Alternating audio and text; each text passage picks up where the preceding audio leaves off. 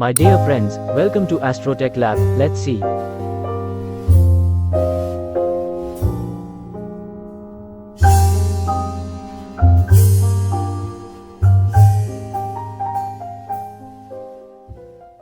पुराणों की उत्पत्ति की कहानी। प्रिय धर्मानुरागियों, हिंदू धर्म और अध्यात्म के विषय वस्तु का क्षेत्र बहुत विस्तृत है।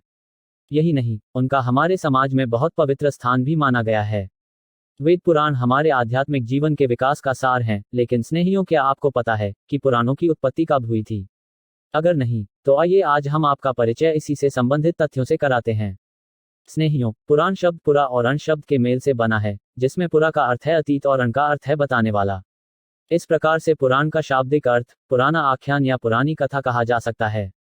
मान्यता है कि पुराण वेदों के ही सरल रूप को दर्शाता है।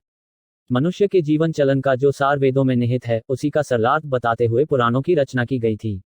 हालांकि पुराणों की रचना और उत्पत्ति को लेकर हमारे समाज में कई किंवदंतियां मौजूद हैं। पुराणों के आविर्भाव के बारे में कई तथ्य पुराणों और शास्त्रों में इधर उधर बिखरे पड़े हैं। पौराणिक मत अनुसार लोक कल्याण के उद्देश्य से प्रजापति ब्रह्मा ने संसार की सृष्टि के समय सर्वप्रथम पुराण की रचना की थी, जिसे ब्रह्म पुराण के नाम से जाना गया।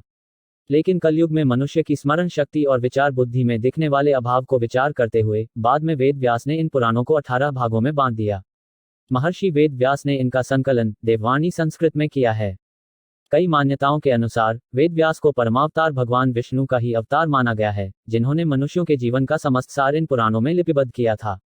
पुराणों को स्मृति विभाग में रखा जाता है, क्योंकि इनका संबंध स्मृति चारण करके लिखने से है। इन 18 पुराणों के रचयिता महर्षि वेद व्यास पराशर मुनि के पुत्र एवं कौरवों के पिता थे। परंतु कई जगहों पर यह उल्लेख भी मिलता है कि विष्णु पुराण की रचना व्यास के पिता पराशर मुनि द्वारा ही की गई थी।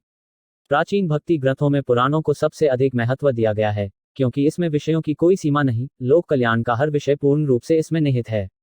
हिंदू सनातन धर्म में जिन 18 पुराणों का अस्तित्व महत्वपूर्ण माना गया है, वह कुछ इस प्रकार हैं: ब्रह्म, पद्म, विष्णु, वायु, शिव, भागवत, नारद, मार्कंडेय, अग्नि, भविष्य, ब्रह्मवैवर्त, लिंग, वराह, स्कंद, वामन, कूर्म, मत्स्य एवं गरुड़ पुराण। इन 18 पुराणों में त्रिदेव अर्थात ब्रह्मा, विष्णु और महेश का वर्णन किया गया है।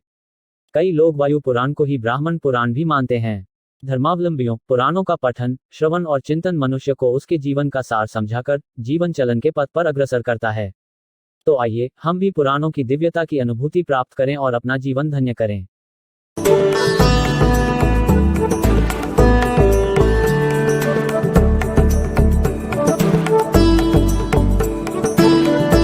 I hope today's information helps upgrade your knowledge with Astrotech Lab.